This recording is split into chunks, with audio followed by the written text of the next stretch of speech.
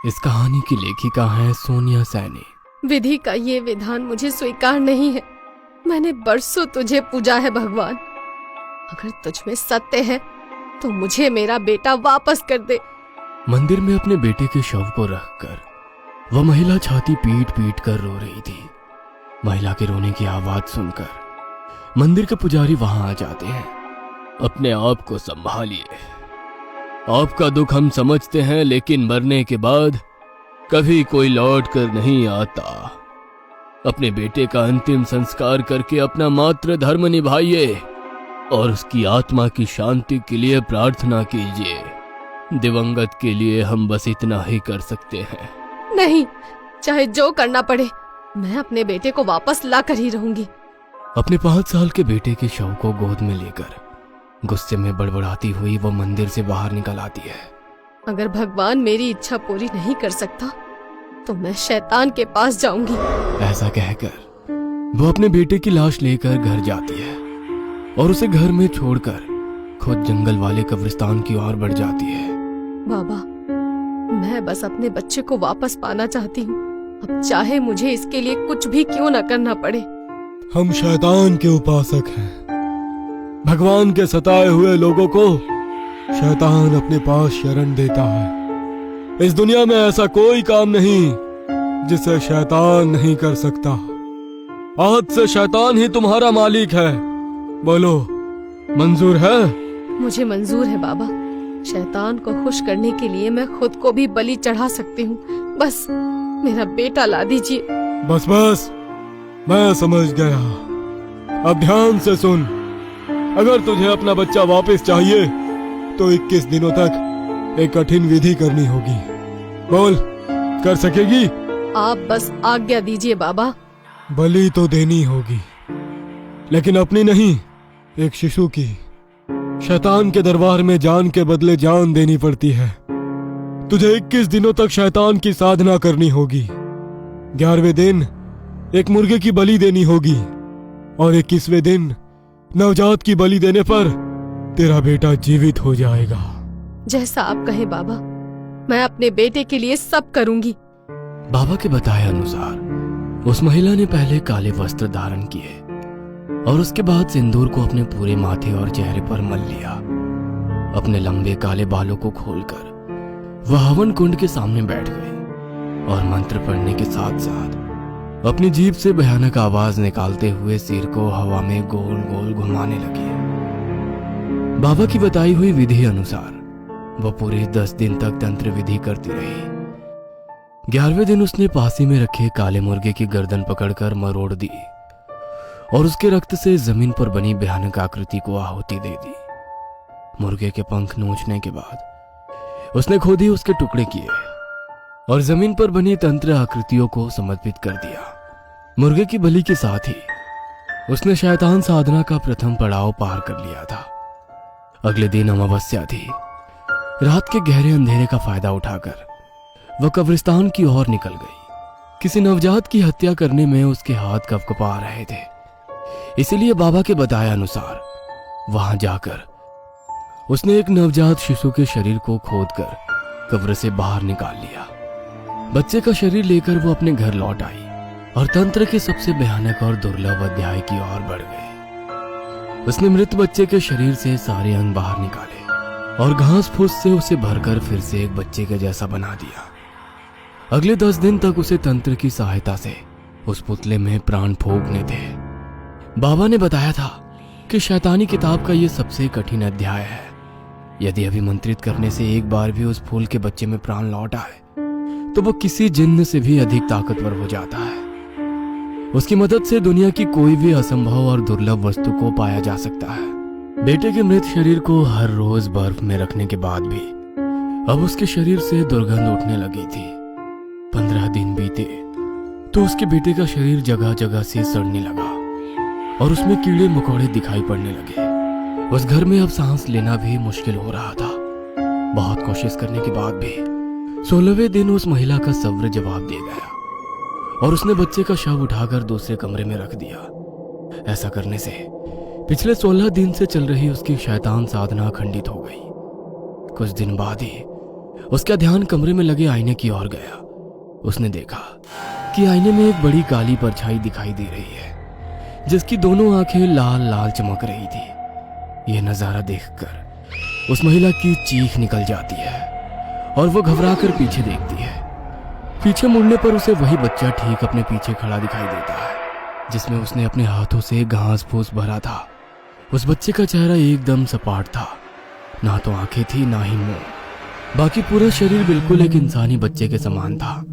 छोटे छोटे कदम बढ़ाकर वह बच्चा उस महिला की ओर बढ़ा और ऊंची छलांग लगाकर अगले ही पल उसके चेहरे पर कूद गया। शिशु के शरीर में शैतान ने कब्जा कर लिया था, किंतु साधना अधूरी रह जाने के कारण वह यह कमरा छोड़कर बाहर नहीं निकल सकता था। उसी रात शैतान ने महिला के शरीर के टुकड़े टुकड़े करके अपनी भोग शांत कर ली।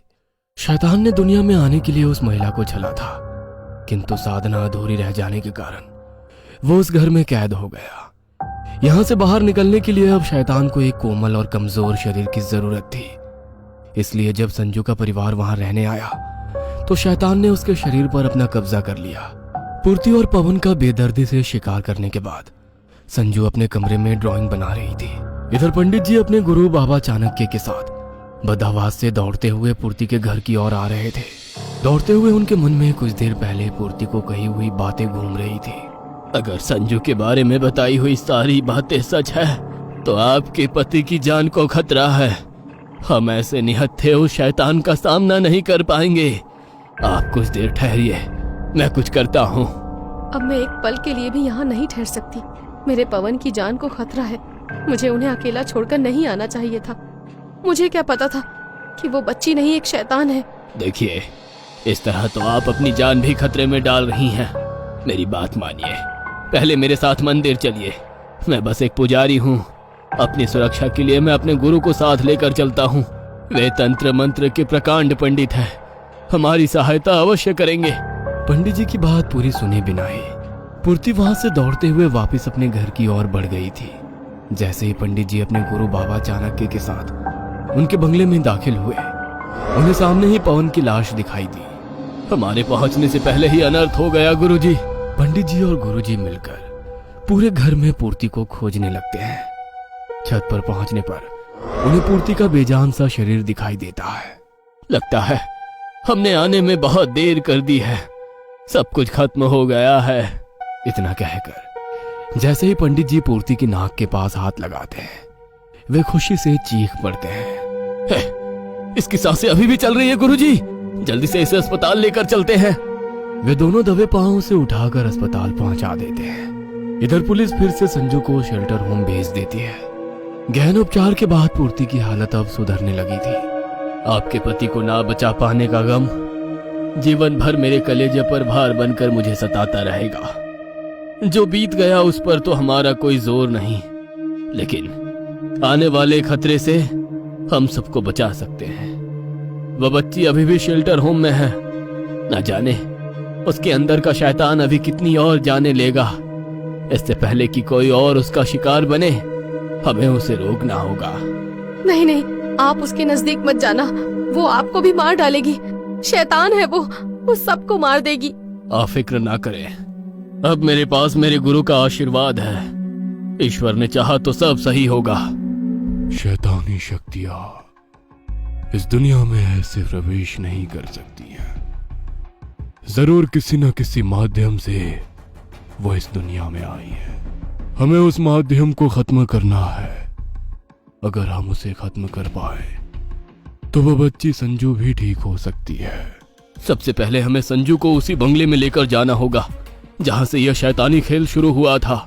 लेकिन शेल्टर होम से ऐसे किसी बच्चे को बाहर नहीं आने देंगे। पूर्ति आज भी कानूनन संजू की माँ है। एक कागज पर उनके साइन लेकर हम संजू को वहां से ला सकते हैं। पंडित जी अपनी तुलसी की माला को हाथ में पकड़े हनुमान चालीसा बोलते हुए संजू को शेल्टर होम से उसकी पुरानी हवेली में ले आते हैं। उस हवेली में पहुंचते ही संजू के चेहरे के भाव बदलने लगते हैं और उसकी आंखें लाल चमकने लगती है। वो दौड़कर तहखाने की ओर जाती है और एक छोटे से शिशु पुतले के साथ वहां से बाहर आ जाती है। एक बिन चेहरे वाले नन्हे से शिशु को संजू के साथ इस तरह से आते देखकर पंडित जी बहुत घबरा जाते हैं। ये क्या बला है गुरुजी? ये कैसा बच्चा है? यह कोई आम बच्चा नहीं है। इसे तो बहुत कठिन तंत्र साधना के साथ बनाया जाता है। अब मुझे सारी पहले समझ में आ गई है। जरूर शैतान ने इस बच्चे के माध्यम से ही इस दुनिया में आने का अपना रास्ता बनाया है। हमें इस माध्यम को खत्म करना है। इसके खत्म होते ही संजू बिल्कुल सामान्य हो जाएगी। एक बात का ख्याल रखना, संजू शैतान के कब्जे में है, इसलिए वो तुम पर हमला जरूर करेगी। अपने सुरक्षा कवच यानी कि इस लाल माला को खुद से अलग मत होने देना। हमें किसी भी तरह इस बच्चे के पुतले को आग लगानी है। पंडित जी माचिस लेकर उस पुतले की ओर बढ़ने लगते हैं। तभी संजू उनके सामने आकर खड़ी हो जाती है और डरावनी हंसी हंसते हुए गर्दन हिलाकर उन्हें मना करती है। गुरुजी, अब क्या करूं?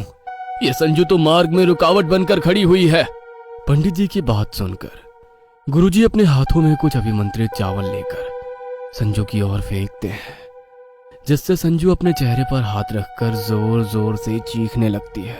तुम आगे बढ़कर पुतले को आग लगाओ। संजू को मैं देखता हूं। शैतान चाहे जितना बड़ा हो, आज भी भगवान के आगे उसकी कोई औकात नहीं। डरो नहीं, निडर होकर आगे बढ़ो। गुरुजी की बात सुनकर पंडित जी तेजी से आगे बढ़ने लगते हैं।